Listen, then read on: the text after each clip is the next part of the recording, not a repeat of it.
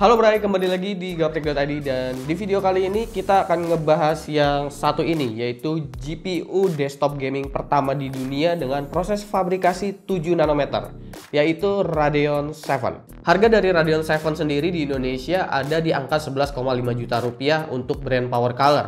Belum ada varian custom card dari brand partner AMD, jadi sejauh ini yang dijual bentuknya adalah reference seperti reviewer kit yang kalian lihat. Bedanya, kalian tentu nggak akan mendapatkan akrilik tebal untuk majang VGA card-nya. Kenapa namanya 7? Pertama adalah karena ini adalah GPU desktop mainstream pertama yang menggunakan fabrikasi 7 nanometer.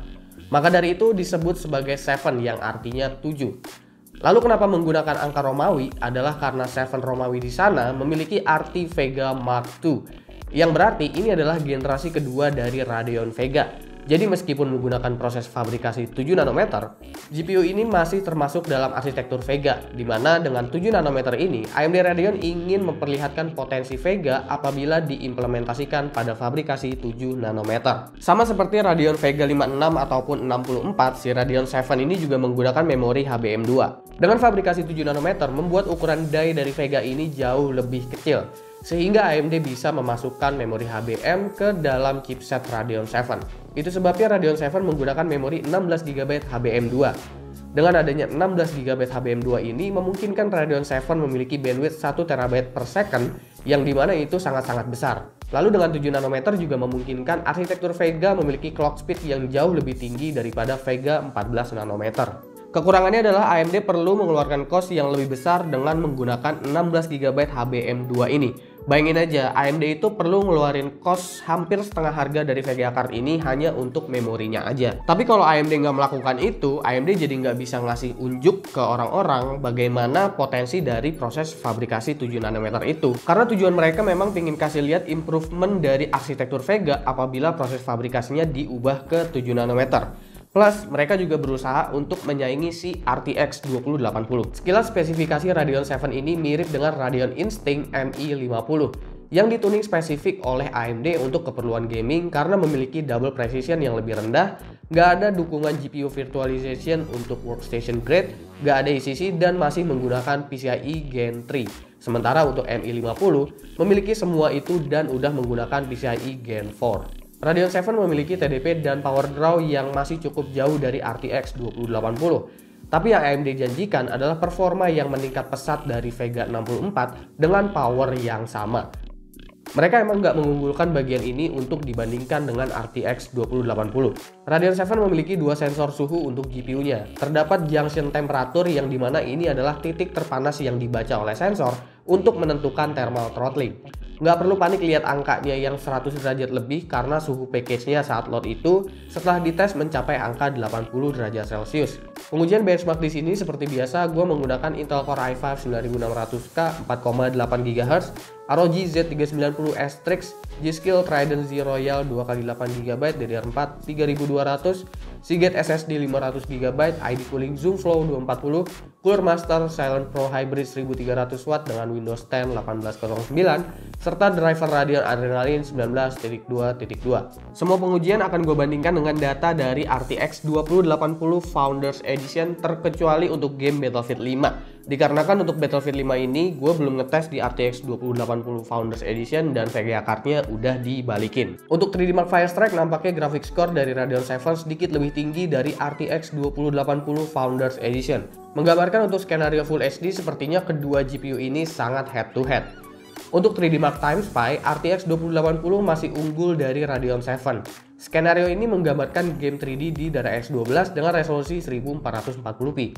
Dan perbedaannya di sini agak lumayan. Mungkin ada sesuatu yang belum begitu efektif dari sisi driver untuk Radeon 7. Untuk 3D Mark Time Spy Extreme juga RTX 2080 masih sedikit lebih unggul. Ini skenario dari X12 yang sama seperti sebelumnya, akan tetapi menggunakan resolusi 4K. Jadi untuk benchmark sintetik, ini RTX 2080 overall masih unggul dari 3 tes yang ada. Pada Ghost Recon Wildlands di resolusi 1440p RTX 2080 masih lebih unggul dari Radeon 7. Dan setelah masuk ke 4K baru menjadi imbang. Sepertinya faktor kapasitas VRAM serta bandwidth memori yang tinggi ini punya pengaruh cukup besar untuk resolusi tinggi. Pindah ke Far Cry 5 di resolusi 1440p, Radeon 7 justru punya average FPS yang lebih tinggi dan lagi-lagi mampu meninggalkan RTX 2080 pada resolusi 4K. Selanjutnya adalah Deus Ex untuk game DirectX 12. Berbeda dari benchmark sintetik, di sini Radeon 7 masih lebih unggul jika dibandingkan dengan RTX 2080, entah itu di 1440p atau di resolusi 4K. DirectX 12 selanjutnya adalah Shadow of the Tomb Raider. Pada game ini resolusi 1440p kurang lebih mirip performance-nya. Di resolusi 4K, Radeon 7 masih unggul akan tetapi bedanya terbilang tipis. Dan terakhir untuk The Witcher 3, di game ini keseluruhan baik itu di resolusi 1440p ataupun 4K, RTX 2080 jauh lebih unggul dari si Radeon 7. Oke, kesimpulan gue soal Radeon 7 ini adalah sepertinya AMD itu memang baru mau menunjukkan aja seberapa hebatnya 7 nanometer apabila diimplementasikan ke arsitektur mereka. Ini sebenarnya udah kebukti, hanya dengan mengubah arsitektur Vega menjadi 7 nanometer, itu improvement performance-nya memang udah kelihatan terasa banget. Dan ini yang bikin gue penasaran bagaimana soal arsitektur Navi nanti. Perlu kalian ketahui juga bahwa sebelumnya itu AMD belum bisa ngelewatin GTX 1080 Ti, tapi dengan mengubah Vega jadi 7 nanometer dengan si Radeon 7 ini, akhirnya mereka bahkan bisa bersaing dengan RTX 2080 yang dimana performance-nya memang mirip-mirip dengan GTX 1080 Ti.